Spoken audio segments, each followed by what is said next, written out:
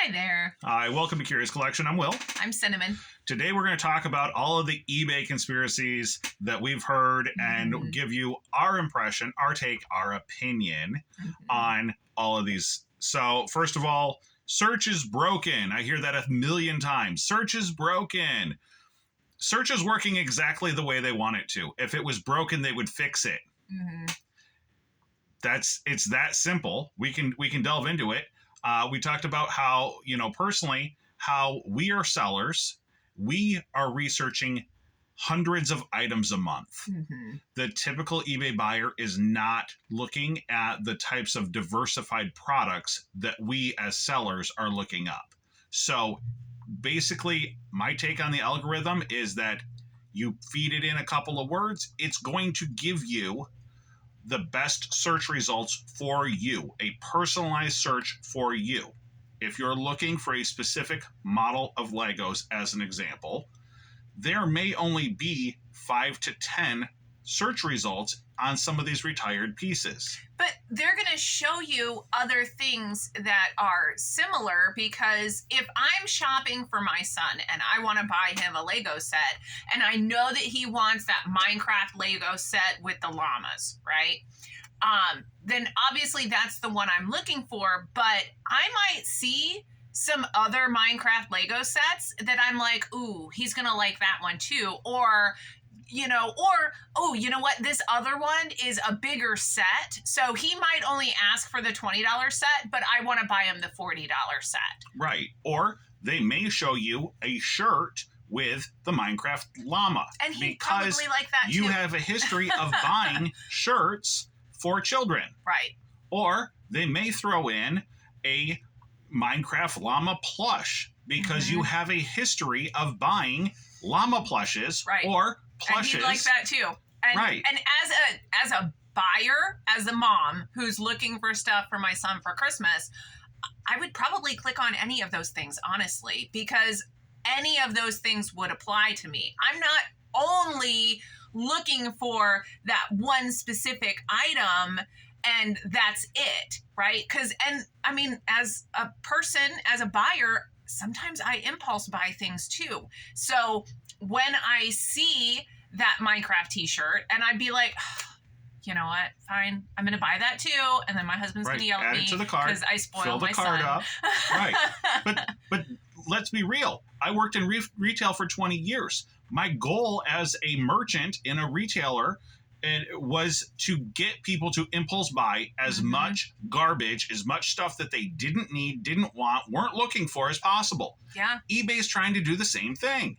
And I don't blame them. And that's sometimes their they job. might throw in something that doesn't fit because they want you to impulse buy it, right? So like they would have an end cap that might not have anything to do in the clothing section, right? That might not have anything to do with clothing because this is something that they're trying to push on impulse buyers. So it might seem like it doesn't fit, but the reason it fits is because they want to make the sale on that item because maybe they were promoted, maybe they paid extra to get that prime spot. Yes. So again, as someone who worked in retail for 20 years, our vendors or the manufacturers would actually pay us.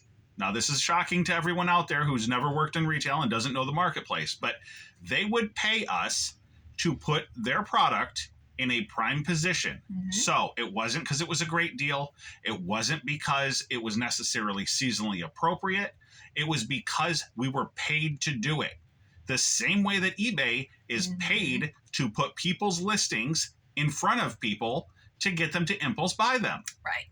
It's working as intended. This is not a coincidence. You can just, please. Business 101. Right. Please don't go through your day feeling like search is broken.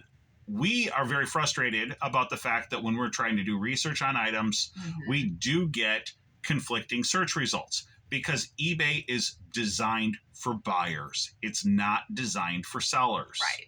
I would love to see a seller search where, as a seller, we could use our seller login and have the back end where we could literally search for specific items and get the correct thing without all the interference. Right. use quotes. If you're looking for a very specific thing, use categories. As sellers, hopefully, most of us know these tricks as to how to narrow down, find the item that we're looking for. Right. If you don't know, use quotes. Use quotes. So, the next thing is eBay's limiting my sales. Of course they are. Of course they are. And eBay that's frustrating. Right. It is. But at the same time, like, again, it's a business who is trying not to fail, right? Just like all of us are a business and we are trying not to fail. If eBay just gave you completely unlimited, like they're going to throw your store in front of every single person who sees it, then yes, you're going to get a hell of a lot more sales. Probably to your detriment, honestly. Like if they just opened it up, the floodgates, and just allowed you to sell every piece in your inventory, like we have 14,000 items. Like how does that even, obviously it wouldn't work. It is not humanly possible for us to sell more than say 200 pieces in one day. Right. I mean, and the reality is that depending on your store level, depending on your history of selling, eBay is going to limit you to how many pieces you can sell every day and how many dollars you can sell every day. And once you've packed and shipped, and I know this is something people talk about, oh, once I picked my stuff up, then they started giving me more sales. Yes. Because they know that, like, okay, you're kind of cleaning the slate there, you know? Right. You're showing them, yes, I am competent to handle more sales. If I've got 30 items sitting waiting to be shipped, they're going to look at that and go, hey, this guy's never shipped more than 30 items in one day. So why would they give you 31? They don't know that you can handle that. Right. Now, if you pack up all that stuff, you'll start getting sales again. They want you to ship regularly. They do not want you to wait till the end of the week. And we found this kind of anecdotally, and I know that our experience is not representative of everyone out there because, again, the metrics that they use is specifically designed to each seller. It's not a flat rule. If you are used to selling 100 items a day, they'll let you sell 100 items a day. We've never sold 100 items in one day. So why on earth would they let us sell 100 items in a day? Right. And it is frustrating because, like, when I started working full time and, he was already working full time. Well, we now doubled our employees. So we're going, okay, we can handle twice as much. But you can't, like, call eBay and be like, oh, if you could just raise that cap a little bit because we have more capability now. It doesn't work that way, and that's frustrating. But the thing is, like, when I first started learning, like, it was slow for me to learn, and if they would have doubled our ability when I started working for us, like, we probably would have failed because I wasn't capable. It's kind of okay to grow organically. And I know that that's frustrating because everybody just wants all the sales all the time. Absolutely. Give me Q4 sales all the time. But I don't know that we would have been able to handle, that type of an increase. Right. So our store has been growing organically. We've never put our own personal money into the store. It's only reinvesting profits and our own labor that's grown it to this point. And we started out with, our first buy being like a $75, lot of stuff. And we would sell a couple pieces a month. And since the very beginning, eBay has allowed us to grow at approximately 35% year over year, consistently for 4 years. That can be hard. That can be really hard when you are planning on jumping into something and saying, this is going to be my new career. If you're planning on going full time on day one, I would not advise that. No, because they're not going to allow you. We have a secondary store that we started up 4 months ago, and they're still limiting the amount of listings that we can put up. Right. If they're limiting, and they're telling you they're limiting how much you can put in your store, then of course they're going to limit the back end of how much you can sell out of your store. Right. So, it is what it is. Mm-hmm.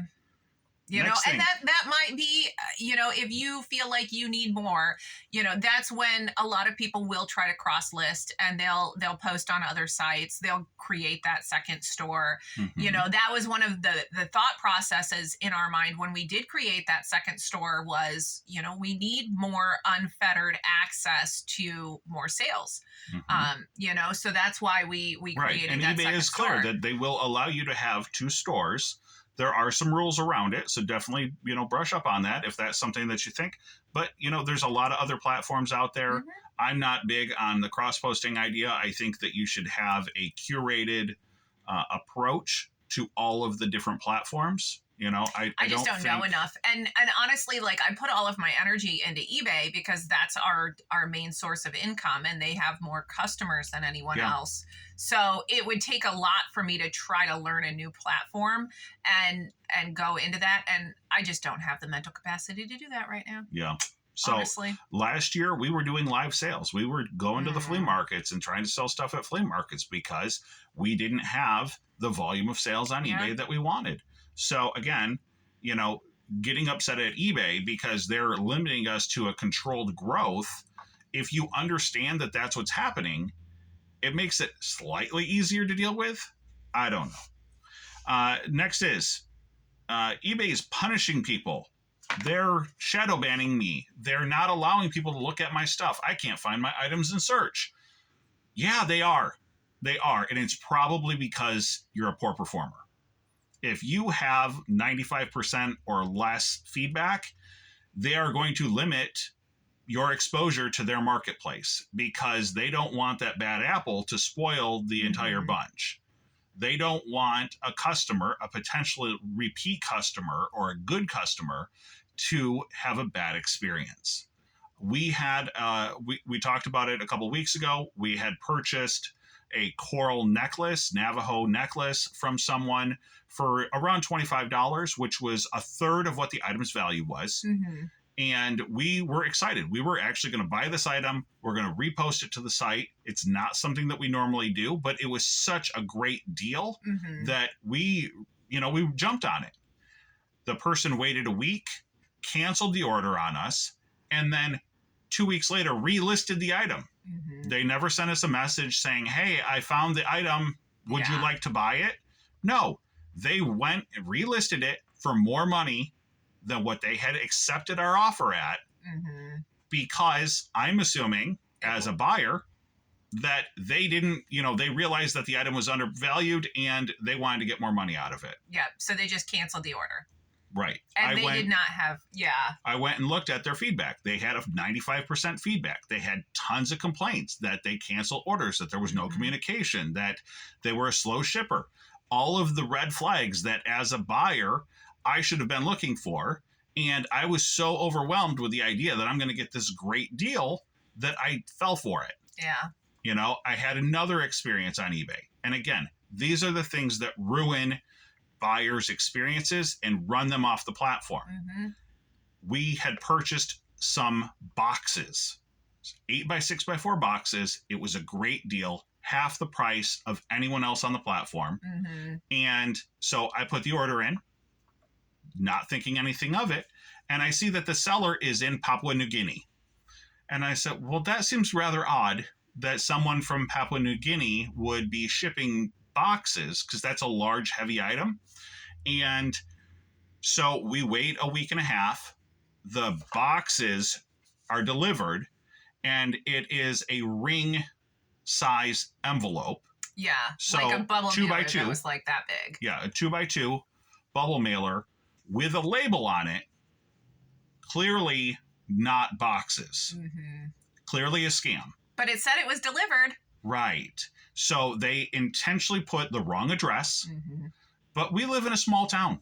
And our mailman knows us. Our mailman knows us. And there's only 3 people that work at the post office. So it wasn't hard for them to figure out, where is this going? And so I get the small envelope and I send a message to the buyer and I file an item not as described. And miraculously, my money's back in my account and they canceled the order, right? If I was a casual eBay buyer, that would have ruined my experience. I would have not known how to deal with it, and I would have been out the $40 that I paid on my boxes. Right. So eBay's trying to protect themselves. Is eBay punishing bad sellers? Yes. Yes, they are. And they should run them off the site. That's my personal opinion. Right. No, and there's been plenty of times that I'm looking at jewelry, that I'm looking at gemstones, and you go and you look at the feedback and they're like, this was glass. It was not a gemstone. This does not look like the picture of the item that I was supposed to receive. I, communicated with the seller and they completely ignored me. You know what I mean? Like, there are a lot of those types of sellers. And if you're legit just a scammer, like, for one thing, how do you live with yourself? And for another thing, like, I'm sure that eBay doesn't want that on their platform, because that doesn't give anyone an opportunity to have that good buying experience and to then come back to the platform. We've talked about it before. We don't sell fine jewelry typically because of the amount of people on the platform who are selling what they claim to be fine jewelry. And it's a scam. Yeah. And so, terrible experience. And so we're not going to sell the products because we don't want our items mixed in with people that are scamming people. Yeah. And, it is what it is. But, we move on with our business. We just changed our business model. The next thing is that eBay as a company, their sales are down. So they're going to change the way that their entire business model looks. They're going to change search. They're going to change the CEO. They're going to change the way that promoted listings work because it's driving sellers off the platform. This is all nonsense. This is the biggest conspiracy that I hear. Oh, all summer long, eBay sales are going to be down and they're going to be punished by their shareholders, and they're going to cart that CEO away and they're going to replace them with somebody that knows what they're doing. No, that's not going to happen.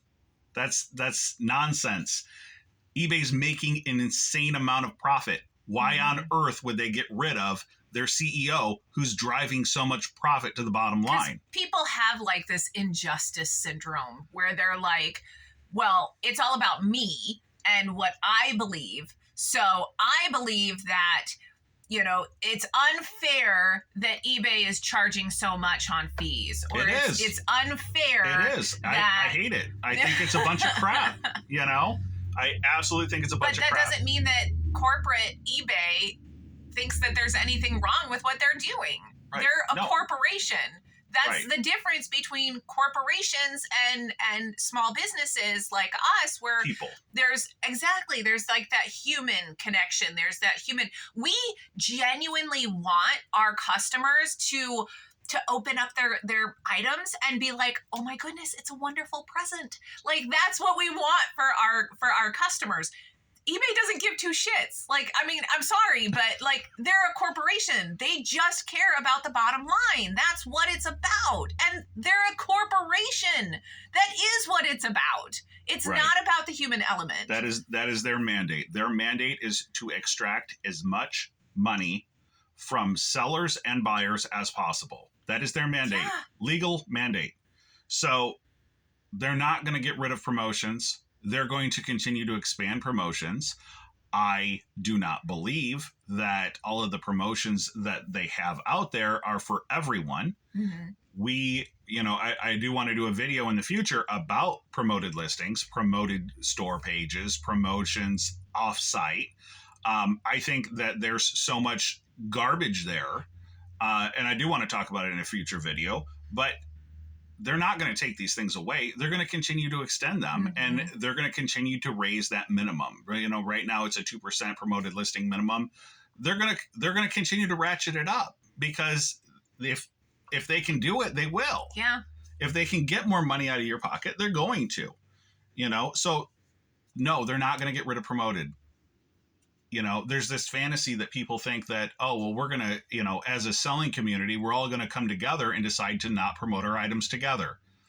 That's not going to happen. All you need is half a dozen large sellers to decide that they're going to continue to do the process, and they're going to get all the sales. Right. And the thing is, like, part of a business is having those promotional fees, right? Like having those costs worked into your business. If we had a brick and mortar store, we would have to have one of those wacky arm guys with, that would be part of our promotions, right? We would probably list it in the local newspaper, or get a commercial on TV, or, Facebook ads, Google ads. Absolutely. You have to promote yourself.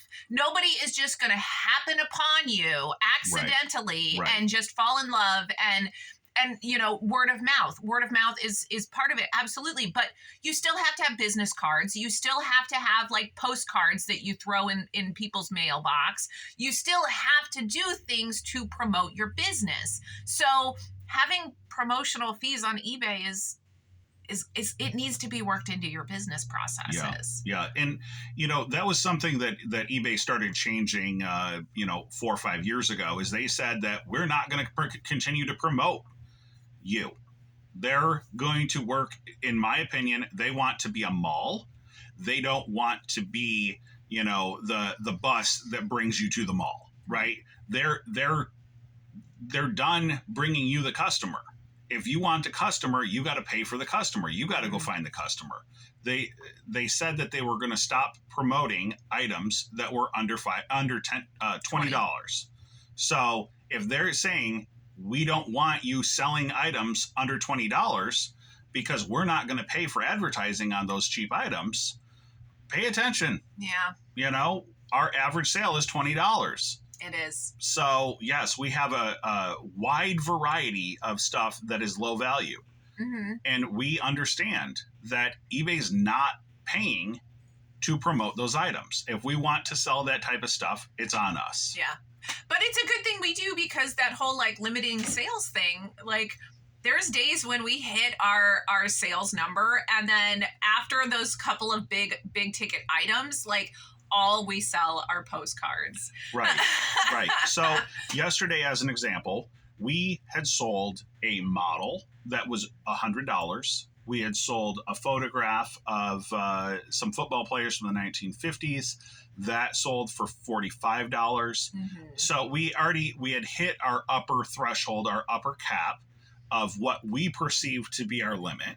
Who knows what the actual limit is? eBay doesn't tell you that what that limit is, but we believe that our top end limit is around $300 a day. Mm-hmm. So with that knowledge, all of a sudden, postcard sale, right? We shipped out multiple postcards, multiple magazines, items that were low dollar, at or below $10. Mm-hmm. They continue to let us sell these types of items. We see it happen regularly in our store. Yeah. That we'll get a couple of big sales early in the day, and then it's just a slow trickle of postcards or other, patches. Items under $10. Mm-hmm. So, which is also part of the reason why we still have a bunch of items under $10, is because sometimes like that's all that I feel like they let us do. Right. If we have $1,000 day because we sold a couple of $500 items, the next day they're going to make up for it, and we're only going to do $100 or something, because they're going to continue to make sure that we're averaged out. Maybe this is overly sympathetic to eBay. I don't know. We are fans of eBay because it's our biggest selling platform, and they have all the customers. Right. I mean, when you look at things like, okay, what are the options, right? So we can do live sales. No, thank you. We can go to, Poshmark or Mercari or Ruby Lane or any of those. Everything that we hear, those sales are just not the same as eBay. Well, and I've tried to sell on Mercari, and I've tried to sell on Etsy. And the reality is the sales, because these are all public companies, with the exception of Ruby Lane is a private company. If you go do your research, you will see that every marketplace, with the exception of eBay, so you add them all up, their value of what they sell is less than eBay. Mm-hmm. So you can go and sell on all these platforms. Right. You don't have to sell on eBay. But the reality is we're on eBay because they're the biggest. Because selling used items, they're the best. Yeah. It's not that we're pro eBay or, anti Poshmark or anything like that. Okay. It has absolutely nothing to do with that. It has everything to do with what are our options and what is going to work best for our household. And it looks to us doing the research that eBay is the best platform for the items that we sell.